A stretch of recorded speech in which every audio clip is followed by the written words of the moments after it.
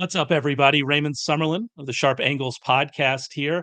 We have very special guests today. Excited to be joined by Adam Caplan, host of Inside the Birds podcast, SiriusXM Fantasy Football with John Henson, weekdays at 7 a.m. Eastern at Caplan NFL on, as I will continue to call it, Twitter. I know we're supposed to call it X, but I will continue to call it Twitter because I'm an old man. I can't make that change in my brain. We're joined by Adam Caplan. Excited. How you doing, Adam? Right, good to be with you, man. Yeah, I see the Astros back there. So are you in Houston? I grew up in Houston. I'm actually in San Antonio, Texas now, but I did. I grew up in Houston. I'm an Astros fan. I'm a broken-hearted Oilers fan who has Oh, no NFL team anymore. It's a sad existence, but at least the Astros gave me two before they decided to just be terrible this year. yeah, we'll see what they do at the trade deadline. But I actually, believe it or not, I had a brother went to Texas A&M. So I Oh, okay, actually perfect. went to the Astrodome in the mid-'80s as a kid. And as you know, it's so cavernous, but it was just the coolest experience. And I never went to an Oilers game. I don't have that experience of being in there at lovely blue times and when it's super loud.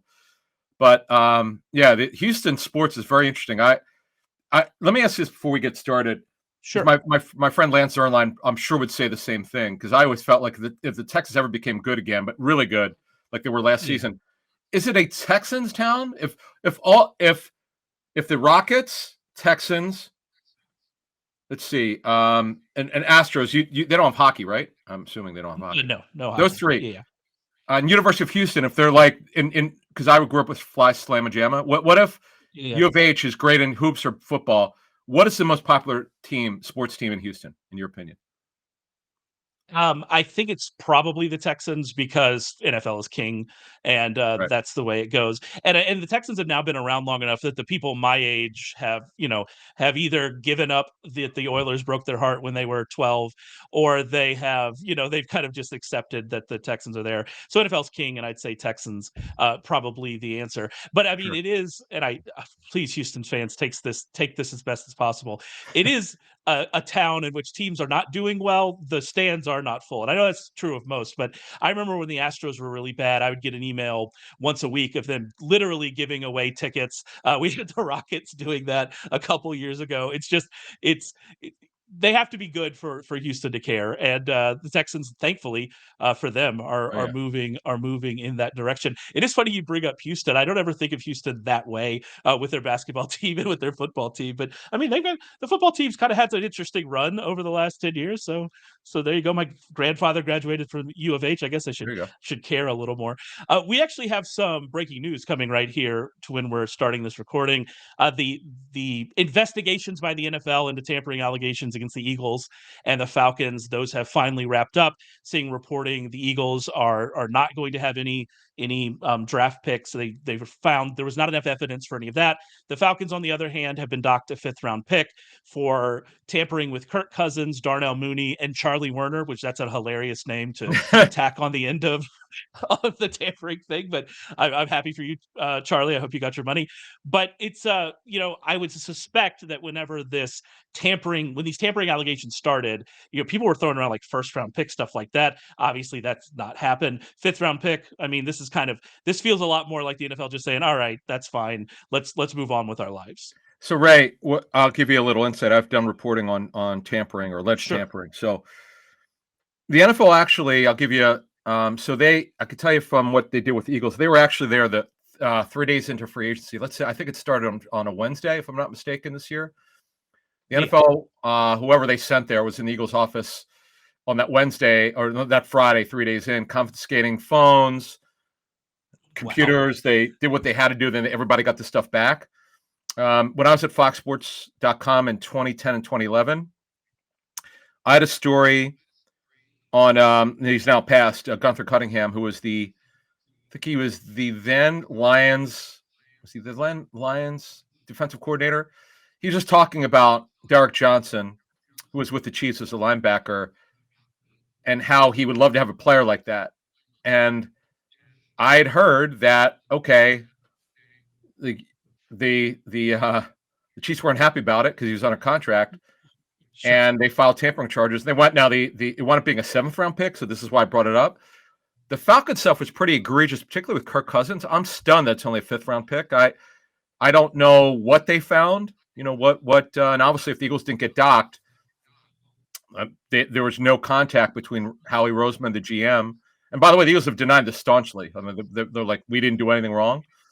Although, of course, the head coach of Penn State, Jim Franklin, said what he said, and this opened up a can of worms, as I'm sure people know, with Barkley. But bottom line is, it's good for them. Yeah. Good for them. So, and the Eagles, by the way, Ray, they made a bunch of trades for picks for next year, trying to fortify. Yeah. They do that a lot, as the Patriots would do for years, is they trade down and get picks. And John Schneider, the GM of the Seahawks, loves doing that. So, yeah, it's interesting. We had news come out. That's good. Yeah, I mean, to your point with the Kirk Cousins stuff, it did seem like I said, there was reporting. I mean, I don't know how good the reporting was. It might have just been Twitter rumors, but like that there might be some serious repercussions here. And a fifth rounder, like that really just feels to me like, okay, we're moving on from this. We're moving through. It's funny you brought up James Franklin. Penn State's my other team. We're just hitting on all the fandoms.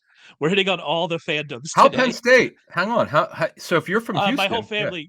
My whole family's from Pennsylvania. My dad's side of the family's from Pennsylvania, Gotcha. and so I've been my dad would love me to be a Steelers fan. It would warm his heart more than you could ever know if I became a Steelers fan.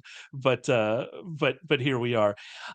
We want to talk about a lot of news here today. Sure. Obviously, we've got Adam. We're going to hit on a ton of news. I do want to mention right here at the top, though, we've got a lot coming out here at Sharp Football Analysis. If you see my eyes, see the dark circles under my eyes and the bloodshot, we're working on Warren Sharp's preview book right now. Hopefully, it's going to be out in early July. You can pre-order that. Head over to sharpfootballanalysis.com. Use the code SAVE5. You get $5 off his book. It's really excellent, and I'd recommend it. I'm excited. I get to read it early, and so I'm very excited about awesome. about what we're doing this year. Really is.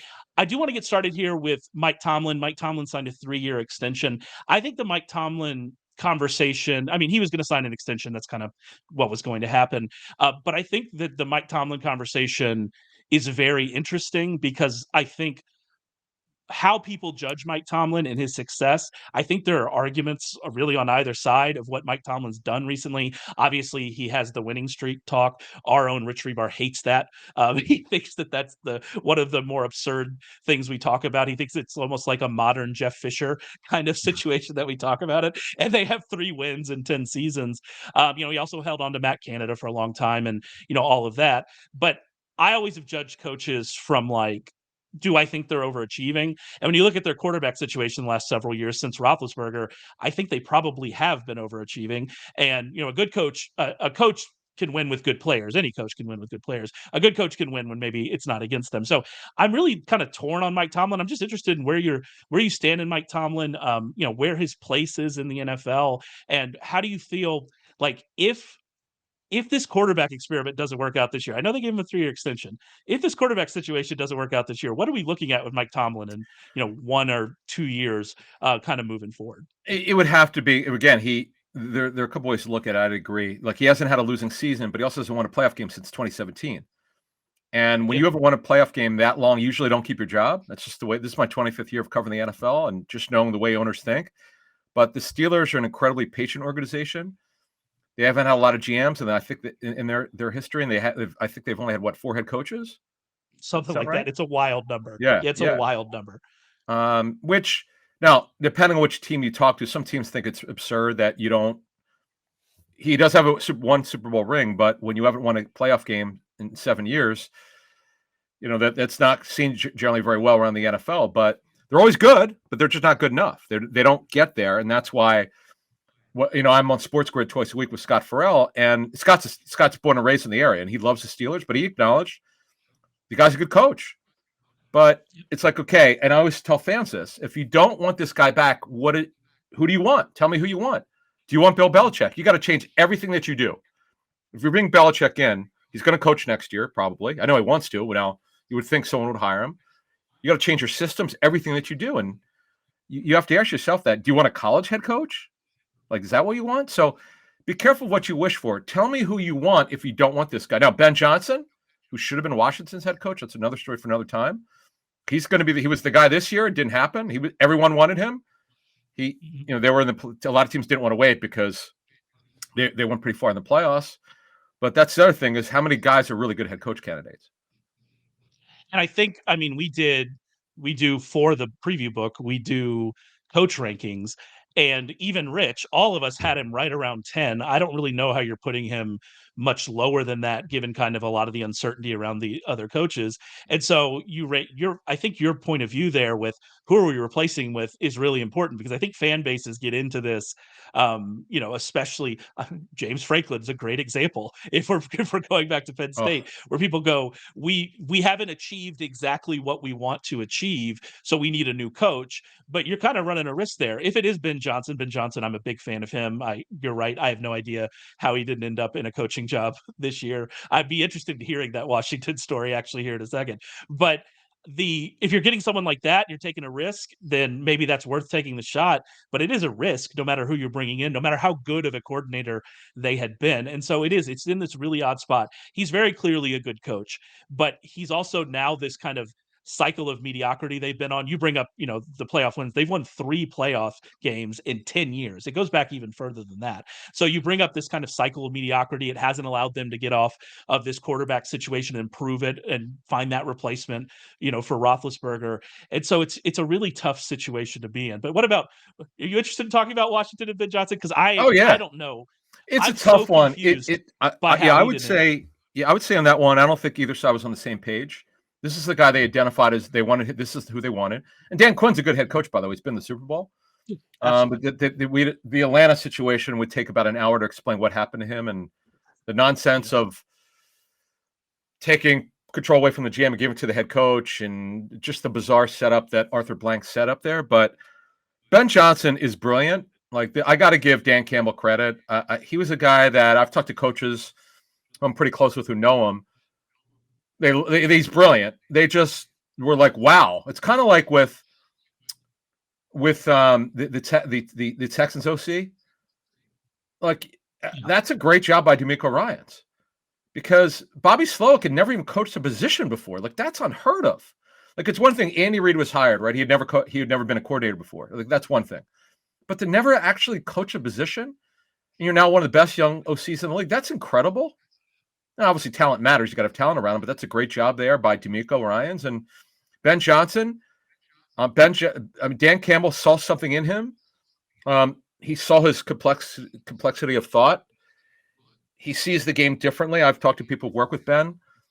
He just sees the game differently. I mean, it's not just heavy 11 personnel. It's different formation groups. Okay, I'm going to exploit your weakness. You'd be surprised. Most OCs don't do a good enough job of that in my studying of this 25 years. But Ben Johnson's really special. The thing with him, though, the knock on him is, how does he command a room? He's obviously a great OC, arguably the NFL's best, certainly one of the top 3 play callers. How does he command the room? Can he get guys to buy in? When you're the head coach, you're the CEO. Yeah, he might call plays as a head coach, but you got to get buy-in. That's the only thing that people tell me is that's going to be something you got to watch when he becomes a head coach. You mentioned the kind of the OC coming out of nowhere. I can't help but think of Drew Petzing in Arizona, and their offensive, maybe their overall numbers weren't great, but what he was doing with what they had, again, this comes back to my coach idea. Are you overachieving? What they were doing, what they had, that running game last year, I just wanted to bring him up because I don't think people talk enough about that guy. And I think he did an amazing job. They got to do it in year 2. You got to do it with Kyler Murray healthy. You got to do it with Marvin Harrison Jr. There's lots going on. But yeah, it's a really interesting situation with some of these offensive coordinators we have, some of the young offensive coordinators we have, and where they're going to end up. I did want to talk a little bit with you about some of the holdout situations coming out of minicamp. Obviously, we're trying to because of what's about to happen with this complete dead zone, we try to pull as many headlines as we can out of minicamp, and we make too much about a lot of this. But I do think there's some interesting things going on. The most interesting, obviously, is Brandon Aiyuk. And I'll be honest with you, coming into this offseason, I was not really worried about his short term with the 49ers because I didn't really think they were going to trade him. Players don't really hold out anymore. And I still think I'm there, but the offseason's been odd. It's been a little more concerning for Aiyuk than maybe some other players that we could talk about. That his short term with the 49ers, it worries me a little bit. Should I be worried? Well, he's under contract. He's on his 5th-year option. The money is low, $14.124 million. It's fully guaranteed, by the way. But see, and people follow my career, listen to me on SiriusXM with John Hansen. They probably know where I stand on Aiyuk. I remember calling John. I was at Niners camp. I was actually driving to my hotel. I said, "Where do you have Aiyuk on the rankings?" He told me, I said, "Move him up." This is the year after he struggled. I don't want to say he got kind of benched 3 years ago. He wasn't doing quite what he should have been doing, and he just needed to practice harder. And Kyle Shanahan got into him. They was doing a bye week that year, and his career totally changed. Aiyuk is one of the 3 most gifted receivers in the National Football League. Unfortunately, he's got to compete with Deebo Samuel, George Kittle, McCaffrey, and now Ricky Pearsall. Oh, by the way, Juwan Jennings, one of the highest paid backup receivers in the National Football League now. They just paid him. So he's in a tough spot if you're the Niners. And I'm an Aiyuk guy, but how do you justify paying him more than like Amon-Ra St. Brown or Jalen Waddle, who just signed for a fantastic deal for over $28 million? You can't. He's on most teams, he's a number 1 NFL receiver. For them, he's not. He's sort of in that pass target group. As I told Haason last summer, he's rarely going to average over 5 catches a game, which happened. It's not his fault. He's just in a tough spot. There's not much he can do about it. He's not going to be a guy who's going to get 10 pass targets a game or 12. That ain't going to happen with all those players. So they don't want to trade him. The time to trade him would have been during the draft. I'm not saying it won't happen. Odds are against it. And here's another thing which I would ask people. If you're going to trade Brandon Aiyuk and you're trying to win a Super Bowl, I would, in my power rankings, they're the number 1 team right now. I've got I know the Chiefs won it, but I think the Niners have a better roster. And obviously the Chiefs have a better quarterback, but I would lean slightly towards the Niners as this being the year for them. If you want to get back to the Super Bowl, are you really going to trade Brandon Aiyuk? Just deal with it for a year and then move him. I mean, you can do it. You could tag him next or tag and trade. You can do that. There's nothing wrong with doing it. But right now, again, he's under contract, and guys they don't really miss games. Chris Jones did because he got his deal done right when the season started, so he was not eligible to play. The only guy that's ever done it, and he actually did it the whole season, was Le'Veon Bell, and that ruined his career. Guys just don't miss paychecks. Le'Veon Bell is like ever since that, it hasn't been something that I really think is going to happen. And so that's where I stand with Aiyuk as well. You mentioned on Aiyuk how good he is. I don't think people understand how good he is because he doesn't put up those fantasy numbers. And obviously I'm a fantasy first guy. And so I would love for Brandon Aiyuk to go to a team where he got more targets. But our Rich Rebar had actually this. He was 51st. Brandon Aiyuk was 51st among all wide receivers in routes per game last year. That is the situation in it. So it's not even that he's competing for targets with all of these other guys. It's that he's not even running a ton of routes because of the way they run their offense and the fact that they're leading in the second half. And so we just haven't really seen that. But from an efficiency standpoint, everything you look at with Brandon Aiyuk says he's an elite wide receiver, deserves to get paid as such. And if he hits the open market next year, it'll be wild. I can't imagine the 49ers do that. I can't imagine they let him get that way. So like you said, tag and trade, something like that makes a lot of sense. But yeah, how are they going to keep paying this guy, pay Deebo, pay McCaffrey, pay Kittle, especially if they're paying Jennings? They drafted Pearsall. They drafted Jacob Cowing, who's a guy that I like. They seem like they're preparing for that future. But if you're a Super Bowl team, that future can't be now. It has to be in an off season. You really need to take your swings now, in my opinion. Yep. One more thing on that. And as long as Aiyuk's on the team, I know that Kyle Shanahan prefers 12 personnel, like his dad. They're going to have to change. You have to accommodate Aiyuk, Samuel, Pearsall, Jennings. Jennings just got paid. They got to get on the field. You can't have a first-round pick sit. And I know Deebo's sort of a unicorn. You might line up in the backfield, but he's a receiver first. Kyle's going to have to change. I'll be at the training camp. I'm very interested to see what they do. If Kyle finally starts getting to – because you talk about routes run. Well, that's part of it because the receivers, they block. Like, I know talking to the coaches, like they block. I mean, that's part of what Aiyuk – his routes run, part of it's because he's blocking. That's part of it because they're a run-first team. And they're not going to ask Purdy to throw the ball 35 to 38 times per game. That ain't going to happen. And with that defense, you wouldn't do it anyway. So that's what you fight with Aiyuk. He's an absolute stud. Hanson and I joke how great it would be. I know it's not going to happen, most likely. But wouldn't it be great if the Bills call the Niners in August if Aiyuk's deal isn't done? I'm ranking Aiyuk in my receiver ranks as top 3 if he went to Buffalo, period. That happened. Yeah, he's Stephon Diggs. Like you just put him where you would have put Stephon Diggs 3 years ago. It's done. Well, he runs better than Diggs, by the way. He's taller. He's more physical. He is unbelievably gifted. I'll give you one more nugget. I was at a practice 2 years ago at the Niners, and he just had a dynamic practice. And one of the coaches came up to me, and goes, "This happens every day. We can't cover him." I'm like, how's that possible? Because we tried everything. We can't cover him. He's because he's so strong physically. If you got next to Aiyuk 6'2", legit 6'2", he is so strong. He's bigger than you think. He's thick. I was like, okay. And then they have a great defense. I was like, wow, okay. I guess he's that special. It's not just one day that I'm here. So yeah, he is a pretty good football player. The 49ers also can't run two tight ends anymore because the Falcons tampered and they lost Charlie Woerner, which I can't get over. I cannot get over that his name is mentioned in the report. That is Charlie Woerner. It makes me really That's happy funny. that they tampered with him. A few other holdouts here.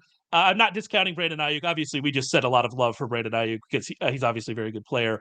CeeDee Lamb is obviously more important to the Cowboys, I think, than Brandon Aiyuk is. So maybe I should have brought him up first. But I mean, it just doesn't feel like there's any real danger here for the Cowboys, aside from the price keeps going up as they continue to shuffle their feet with both CeeDee Lamb and Dak Prescott. We've talked about it on this podcast. I don't know why they're doing that. But otherwise, I mean, I don't really have any worry about Lamb being on the Cowboys for a long time. It seems like that's where this is all headed, regardless of what happens in minicamp. Is that fair? Right. Well, they're in mandatory, but the fines are completely different from the training camp. It's really punitive. It's pretty tough. Yeah. Let's not cry for CeeDee Lamb.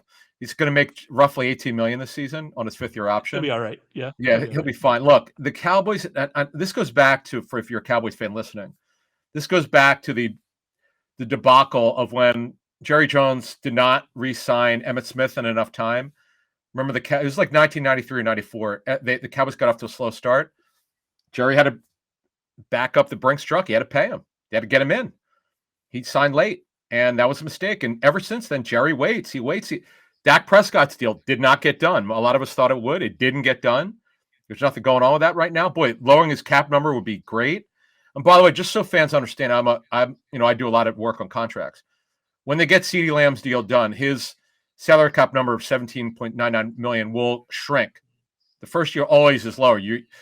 One of the things you have to get is cap relief when you do an extension. The first year is low. But you get a mega signing bonus, and the salaries and cap numbers go up year by year. But the first year cap number is going to be generally very small comparatively. Yeah, they prorate the signing bonus over the length of the contract. They add a bunch of void. If you're the Saints, you add 7 void years at the end to really make it wild. We were talking about Herbert. Eagles do. We were talking about Herbert, and we mentioned that his cap number last season. We mentioned, his cap number hasn't really hit yet, and people were like, "You idiots! He signed his extension." I know the cap number still hasn't hit yet. It's coming in the future. I'm glad you mentioned that because there's a lot of misunderstanding of how the cap works here, and like if they sign CeeDee Lamb, they're lowering that cap number. If they get a Dak extension, they're lowering that cap number, and they still haven't done it, and it's odd to me. One more holdout that I think is interesting is Haason Reddick. Who obviously you know very well from the Eagles. Sure. My thought on this is, how did the Jets not handle this before trading for him? That's the most confusing part of all of this to me. How did they not know that this is where they were headed? He had been unhappy with his contract with the Eagles. Did they think it was just going to change? Like I'm confused about kind of where we are with Reddick right now. Yeah, so Reddick and the Eagles, they just cannot agree on anything, and they have some younger players they want to look at. Reddick was he'd been great for the 2 years that he was there. He helped them get to the Super Bowl, and they felt it turning 30, which he does in September. And no, by the way, he's very durable, like rarely misses time. I don't think he may not. I don't have his numbers, his games played in his career. I know it's either he's never missed a game or missed very few. Very durable guy, high character guy, but they did not want to give him the kind of mega deal that he's looking for, and they couldn't find a middle ground. And they were insistent on getting a second-round pick, but they got a 2025 second-round pick, which is kind of, I know Eagle fans were unhappy, but okay, or 26, whatever it was. Probably it was. I know it was down the line, but with Reddick, you're not going to get him. He's not going to get like the mega deal at $30 million a year. But if you're Haason Reddick, the 3-year $45 million deal, like the Eagles knew it was not. If he played well, after 2 years, they're going to have to do something. And that's where we're at. He now enters the final year of his deal at $14.25 million. There's no guaranteed money. He wants a new deal, and they're not there right now. What I always tell people, it's June. Yeah, there's no real deadline to do this. Look, sure, you want him because he has to learn a new defense. He's going to play. He's going to have to play with his hand down a little bit in Philly, with the Jets more than they did in Philly, where he's a stand-up edge rusher. That's going to change a little bit. So he's got to learn that, and they play that wide 9, by the way. The Niners, Yeah. the Jets do. So he's got to learn that defense, and that's that you'd rather him not have to deal with this in training camp. But yeah, it is kind of odd. And you got the Aaron Rodgers situation too, which I know Jet fans aren't happy about. Yeah. But yeah, I don't worry about holdouts. This is technically a holdout. Well, you can't be called like T. Higgins is not a holdout. He's not signed. He's unsigned franchise player. That's a misnomer by some of the media, which I know agents love to correct people on, and I've been yelled at before by agents saying, I didn't. My player's not holding out. He didn't sign. He's not signed. How you call him holdout? I'm like, okay, no problem. But Reddick is one to watch. But really good football player. Again, we're only in June. Jet fans, relax a little bit. Yeah. Well, the Aaron Rodgers are relaxed. There you go. You mentioned, Reddick going the other way with Bryce Huff coming back. Bryce Huff's a fascinating player for me this year because I assume that they're going to want him to play more than he did in New York, be more of a full-time player. And can he keep that up? If he does keep that up, I mean, that's going to be a dynamic season from him. I'm interested in kind of that transition for Huff from New York to Philly, and if they want him to play more. What do you think about what they're going to want to do? $17 million a year. He's playing. He's going to be a full-time player. He's not going to be DPR, which means designated pass rusher. I talked to Ryan Silverfield, his head coach from Memphis, a couple weeks ago. It's really an incredible story. We at Inside the Birds also talked to Jim Nagy. I mean, think about it. This is crazy, but this happened. Bryce Huff is from Mobile, Alabama. He was not invited to the Senior Bowl. Think about that. Oh, wow. Like, what are the chances of that happening? Well, he wasn't drafted. I asked Silverfield, I said, hey, why wasn't he drafted? He goes, you know what? Love the guy. Great guy. He was just an okay football player for us. He played hard, high character guy, but he had to grow into his body. He's long now, but when he was 18, 19, maybe he wasn't quite filled out yet. And as a designated pass rusher, it's terrific. The metrics of the data, the analytics on him are really phenomenal. Yeah, unbelievable. But you're asking a guy, it's like, per minute average in the NBA. I'm a big data guy. So it's what happens. Sometimes you take guys who are great bench players, you ask them to start. Sometimes it doesn't work out. But the Eagles have a 2-year structure on a 3-year deal. They're clearly counting on this to work. They're into him for $35 million over the first 2 seasons, fully guaranteed, I think. So they clearly think he's going to start. They think Nolan Smith will be ready to play a lot. Josh Sweat is back. So we'll see. For fantasy, the Eagles, with Vic Fangio, Fangio's had good fantasy defenses. So the Eagles defense was terrible the second half of the season. They kind of packed it in, and they changed their defense coordinator in season. But I expect Vic, to get the most out of this defense. Yeah, they obviously added a lot to the secondary. I read Bradbury's was playing snaps at safety. I don't know if we're saving his career at safety. Yeah. Is that what we're getting? We're saving his career there? I'm not sure. Well, you know why? Because he's owed just under $11 million, fully guaranteed, and the Eagles were like, you know what?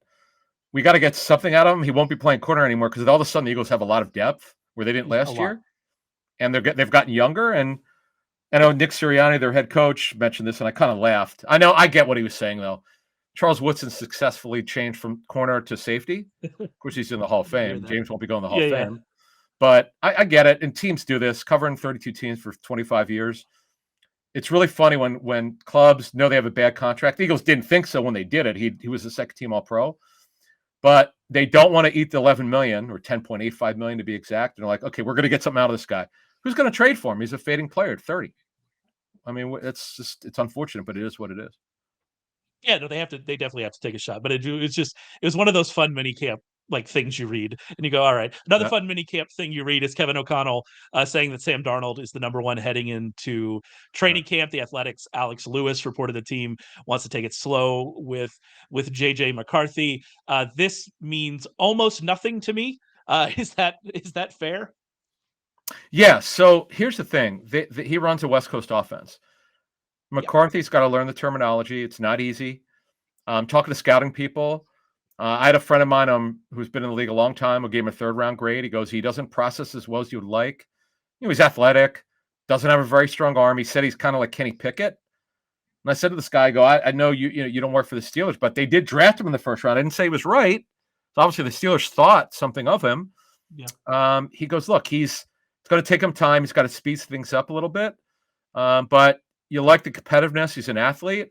He goes, he thought that this scout who did what's called an over-the-top grade. He was one of the over-top graders for his team. He said, look, he's not special in any one area. He goes, if you draft him in the first round, you obviously think he's going to be a starter for 8 to 10 years, and he's got to have some special ability. And these guys know way more than I do, so I can't really argue with them. They're grading the coaching tape, the college tape. But I'm going to defend him in one way. And I know John Hanson likes this comparison. Not that their playing style is the same, but Brock Purdy cannot function in any other offense in West Coast.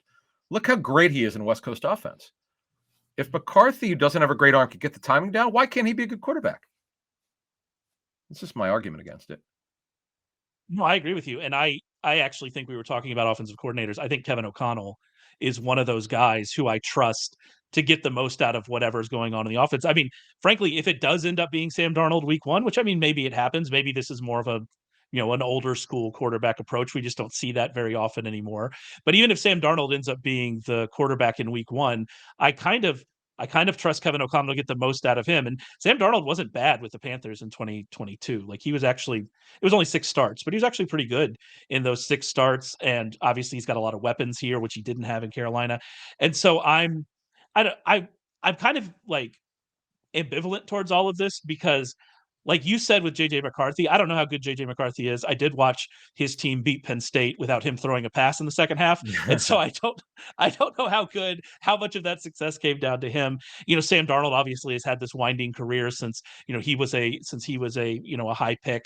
And so I don't know what their quarterback situation is, but I also trust that they have Justin Jefferson. I love Aaron Jones, and they have now Aaron Jones. I think their offensive line, if it stays healthy, is probably going to be pretty good. And I like their play caller. And so when you put all that together, you go, this is a pretty good spot for either of these quarterbacks to either with McCarthy maybe outplay some early expectations for him, or Sam Darnold will turn his career around. And so ultimately, I don't really care. I think it's going to be interesting to watch what they're able to do with whichever of these guys ends up in week 1. I'd be stunned if it's not McCarthy. Sam Darnold is limited. His processing needs to be better. In that year you talk about with Carolina, and this always happens with him, he'll play a streak of good games, and then he just doesn't see it real well, and he waits, and then he scrambles, and then the ball goes into the ground, and you get frustrated. So look, they didn't draft J.J. McCarthy for him to sit. Quarterbacks now, when I first started covering the league, man, clubs were happy to let guys sit. Not anymore. Yeah. Like the Jordan Love situation, obviously largely because of Aaron Rodgers. And you know what? That's a situation where it really helped Jordan Love. He had to deprogram the offense that he played in college and learn the West Coast. And boy, he's a stud. He's my guy this year. But McCarthy, in Dynasty, with Jefferson, who you mentioned, with Addison, with Hockenson, I know this year's going to be tough, multi-ligament injury. But for the long term, they'll figure out their backup situation at receiver. It's not great. They don't have very good depth. But there'll be enough there for McCarthy to be at least better than average as a fantasy quarterback. Yeah, I agree with that. Actually, on draft night, on the first round, I threw out the idea. Unfortunately, his odds were not as high as I would like them, but I threw out the idea of McCarthy as offensive rookie of the year. I mean, obviously, it's Caleb Williams. That's strong, man. To lose. But from an odds perspective, I think he was plus 1,300 when I threw it out. I haven't looked recently as to what his odds are. But the talent around him is very good. The Vikings, they can compete in that division, even though the division is also very good now. And so it'll be interesting to watch. I can't let you get out of here without talking about a little of the Eagles. You obviously host the Inside the Birds podcast. And there are lots of interesting things happening with this offense that's very, very good for fantasy success. We love this offense. And so I wanted to hit a few things. The first is the kind of Jalen Hurts quote about 95% of the offense being new. What's your read on that? What did he mean by that? Are we really going to see like a massive change here, or is it just them changing terminology and we're still going to see a lot of the same stuff? It's both, actually. It's completely different from Nick Sirianni's offense. He brought it in, which is a blend of Frank Reich and what he also learned with the Chargers and everywhere he's been. And then Kellen Moore's goes back to Boise. I've talked to people who work with Kellen, so I have a pretty good feel for what to expect. I don't know what the data shows, but I could actually bring it further because I talk to people who actually work with him. He believes in spread. He's 11 personnel. He'll do some 10, which is 4 receivers, 1 back, no tight end. That's really what his base offense is. Last year, he got destroyed by injury. Mike Williams tore his ACL in Minnesota, week 3. Josh Palmer had a knee problem. Keenan Allen got hurt. I mean, you saw what happened with Justin Herbert. I mean, it's bad. Like some of the receivers that are thrown out there late, I'm like, man, I felt bad for the guy. I'm like, you can't run an offense like this. But if he has an offense, like if he's got all of his players, the third receiver will have some late fantasy value. But it's really about formation variation. He's going to run motion. He's a decent motion. He'll run motion. He'll do what we call shifting. You'll see tight end shifting. You'll see he does. He'll do ghost motion. He does a lot of stuff. I know Cowboy fans got sick of Kellen because Kellen sometimes did some stuff inside the 20 and they go, what is he doing? Why is he running that gadget play? Stuff like that. I see that on social media. I'm aware of it. But I'd rather go with facts rather than stuff, internet speculation. So I know Kellen Moore's offense pretty good. They're going to be heavy 11. Now, on your question and your point, the Eagles don't want to run the ball out historically, bringing in when Joe Banner, who I've known for a long time, and Jeffrey Lurie, the owner, when they came in 1994, 30 years ago. Wow. In their study of data going back decades and really going back to Bill Walsh, you throw early and you run late. Yep. When you pay Saquon Barkley $12.5 million a year, you can't. I mean, he's okay catching the football, but you got to run the football a little bit. So on your question, I'm so fascinated to see because I've learned my lesson in thinking teams have to run the ball to personnel, but I don't know how you don't become more of a running team with Barkley. I mean, what? He's not McCaffrey in the pass game. Let's call it like it is. He's not great at it, and he's a certain type of running back. So when we move this forward here, we won't. You don't get any answers in OTAs because these are passing camps around the National Football League. You get no read on what kind of because they're mostly 7-on-7, very little 11-on-11, a little bit of 9-on-7. It's mostly 7-on-7, which is really flag football. So you don't know. Are they good? Eagles going to be more of a running team? That remains to be seen. Their pass rate was actually, they were 6th in neutral pass rate last year, which is, taking out like fourth down and win probability. Yep. And you're right. And they had Swift, and DeAndre Swift did have a good year, but he also caught a lot fewer passes, which that's something you have to worry about with Barkley because of just, Jalen Hurts. If he's going to scramble, those scrambles on other offenses with other quarterbacks would be running back checkdowns. And so you're going to end up with fewer catches for Barkley. And then the other thing about Barkley is you worry about what happens along the goal line with Hurts, obviously how good he's been there. I don't know if the tush push is going anywhere in this new offense, but obviously with what Hurts can do around the goal line, you worry about Barkley. We saw that with Swift last year. He did not get the touchdowns you would expect based on his usage in that offense. And so if you're concerned about Saquon, I think there are a lot of things there. With the volume and with all that, but also Saquon Barkley is also really good, and he's going to be playing in easily the best offense he's played with in the NFL, best offense he played with in college. I watched those college teams; they did not work without Saquon Barkley, and so all of that you put together and you get excited about. But yeah, there are some concerns here for sure with Saquon, especially around the goal line. Do you share those concerns? Like if you were playing fantasy, are you worried about his touchdowns and what might happen there? Oh yeah. No question that I know that it was Jason Kelsey as the center. Now he's retired. Cam Jurgens, Jeff Stoutland, their offensive line coach, one of the best in the NFL, is convinced Jurgens will be really good at center, which is good at right guard when healthy last season. You can't go away from the tush push. And that's why, by the way, Boston Scott, the giant killer, I mean, he got kind of usurped. He was, if people would like to play those props, the Boston Scott prop was good until it wasn't good. It was great until last year. I mean, it was because, his history of over 10 touchdowns against the Giants is ridiculous. The guy barely plays. So to answer your question, I don't see it going away. Now, always know with Barkley, he's a threat to score from anywhere. Yep. So, and Kenny Gainwell was the Eagles' goal line back. That's going to go from the wayside now, I would assume, because Barkley's there. I mean, he's making a lot of money, so keep an eye on that. The Phillies' offense is going to be good. What we don't know is, are the RPOs going to be back? Because they were unbelievable 2 years ago in the Eagles Super Bowl run. That's not really Kellen Moore's background, but you got to bring the run back with Hurts. And I know Hurts was banged up last season with a knee injury. That's another thing we couldn't tell during OTAs. Is how much are they going to run him? You're not going to get that answer to training camp. And for fantasy, that means a lot to all of us who are going to draft Hurts, because that's what made him a great fantasy quarterback 2 years ago. That's what, if you take Josh Allen run the football, that's a problem. You look at all the running quarterbacks. If you don't let these guys run, they're not as valuable.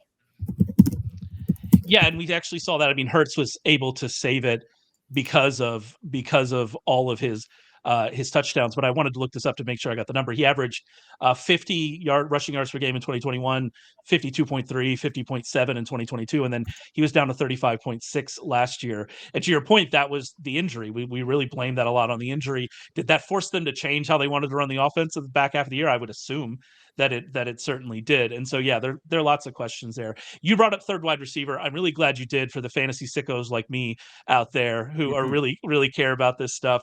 Obviously, no Devontae Parker. That ended before it began. They brought in Paris Campbell, who has been, a slot very close to the line of scrimmage receiver throughout his entire career. A lot of catches that do next to nothing. They drafted Johnny Wilson, who, just full disclosure, I love Johnny Wilson. He was more productive and consistent than Keon Coleman at Florida State, and his testing numbers were wild given his size. I really like Johnny Wilson. So they're like you said, if they're going to be playing three wide receivers, there's going to be more opportunities there for a third wide receiver. We know the targets are going to go to Brown. We know they're going to go to Devontae Smith. We know they're going to go to Dallas Goedert. But who are you liking there in that third receiver? And like you said, you think they can have a little bit of value if this ends up being more of a 11 personnel kind of team. It will, because that's coaches typically do it. If they have a full complement of players, they run their systems. They don't really change it. So unless Paris Campbell doesn't make the team, right now he's their default third receiver. They don't have anyone else, so he'd have to be it. What I don't like about it with Campbell is that he got hurt last season. Also, when he got healthy, he got benched. That worries me. He was a healthy scratch, I was told, late in the season. Yeah. So you worry about that. He does have inside, outside. He can play outside. It's called the Z receiver, which is Devontae Smith's position. He can do that. Johnny Wilson, to me, I saw him at the Senior Bowl. He is long. I saw him last week at Eagles mandatory camp. He runs better than you think. I know there were some knocks on him from a maturity standpoint, which is part of why he dropped to the 6th. But, man, the kid is gifted. He made a catch over Isaiah Rodgers. I was kind of laughing. Isaiah Rodgers, who could run, by the way, is 5'10". Wilson, I think, is 6'6" and a quarter. I mean, the guy's got 8 inches on the guy, and he just reached over his helmet. He just took it away, Ray. It was the coolest thing. I was like, happened right in front of me. I'm like, wow. That was kind of funny. And the pass from Pickett should have been a little bit higher. But Wilson's so tall, so long, he just reached over Isaiah Rodgers. So, yeah, he's a guy for Dynasty I would have my eye on. Because you never really know. If this thing works out with Kellen Moore, he's kind of a late-round flyer. Who knows? I put Paris Campbell and Pencil as their third receiver. I get it. Plus, they have Anaya Smith, who I like as a slot receiver. Yeah. They just don't have a lot of depth. And by the way, who's on the roster for now is John Ross, who did a nice job for them as a tryout player. I'm glad you mentioned Anaya Smith, because the A&M fans around me would not have let me get by without that. They absolutely love that guy, which is another thing to believe with. You mentioned Johnny Wilson can run. You're in a 4.52, 37-inch vertical, 10'8" broad, 4'11", 20-yard shuttle, which for a guy that's 6'6" is wild. And you put those testing numbers up, like, we don't get a lot of these really tall receivers that work out, right? We don't get a lot of them. And I'm not saying he's Mike Evans, but I am saying that if you put their physical profiles next to each other, they look pretty similar, which you don't get that out of a lot of tall guys. Same thing with Darren Waller. Obviously, Darren Waller, retired now, moved to tight end, but Darren Waller had one of those kind of similar ones, and we saw it work out for him. And so, yeah, I'm going to keep banging that Johnny Wilson and Dynasty drum. Thank you for feeding my madness with Johnny Wilson. I really appreciate you coming on, Adam, and talking with us. Your insights on all of the stories here in Minicamp. Really appreciate that. Adam Caplan, host of the Inside the Birds podcast, SiriusXM Fantasy Football with John Hansen, weekdays at 7 a.m. Eastern. 7 a.m. I couldn't do that one. I won't lie to you. That one's beyond me. We started here at 10 a.m. and that was a little early for me. So I'm 10 a.m. my time. So I'm impressed by you're able to do that every day. It's an acquired taste. Our Matt Deutsch there would know. It's when he offered this slot to us, I was like, oh boy, that means I got to get up at 5:30 if I need to research anything. But it's we've done it, I think, since 2010. We were also on the NFL channel, which is now 88. It used to be 124. We used to do it at night. And the success of the show, Matt was smart enough to come up with the idea to build a channel. In 2010, Matt would know better. I think it's 2010, and we're still doing it. John and I have been with SiriusXM for 21 years. I think it's 21. Yeah, 21. Wow.